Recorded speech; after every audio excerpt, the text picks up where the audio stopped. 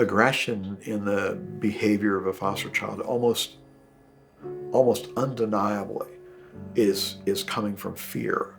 It is fear that is driving anger because they don't have control over their life, and or they have in their past lacked control, and so that inability to understand how to deal with that rage and that anger, it's going to come out in throwing things.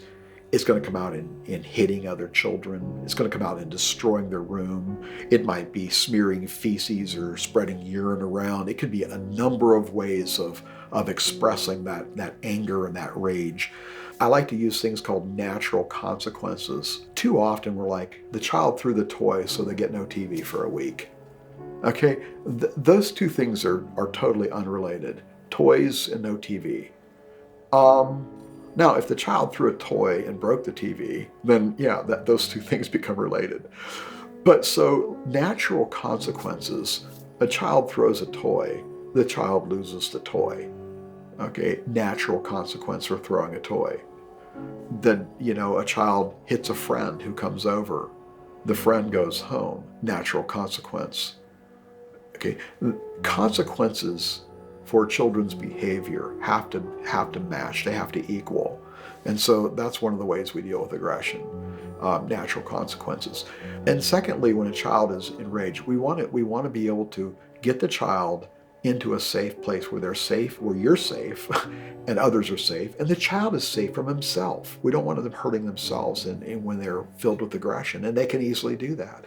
And so we want them to be safe. We want others to be safe. And then we begin using soft tones and soothing tones in our voice, not getting drawn into the emotional fray, but continuing to be differentiated and emotionally separate ourselves, and then begin to connect with that child, staying in their presence. Some people say, well, you're being mad or angry. I'm sending you to your room. That's the worst thing you can do. A child does not need to be alone, like that, or isolated in their room or abandoned. That can be the source of that aggression. And so we want to be with that child. So we use not only natural consequences, but we use things called time in. Rather than a time out, a time in is when I'm going to sit with you until you can calm down. I'm going to be with you.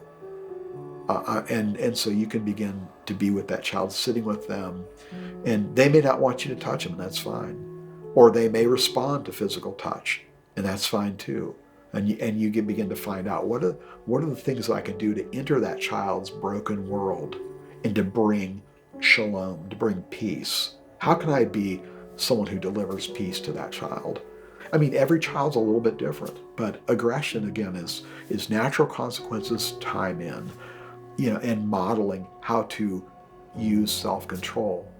How do we de-escalate ourselves when we're filled with rage?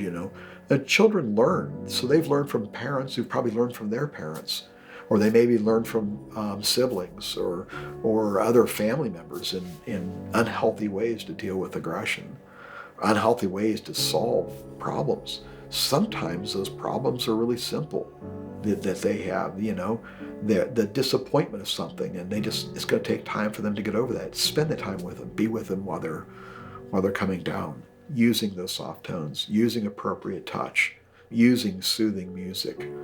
Getting them out of a noisy environment can be helpful too. Get them into the bedroom, go in there with them, and spend the time with them. Lay down on the floor with them, sit on the edge of the bed with them, whatever it takes, but just be there with them.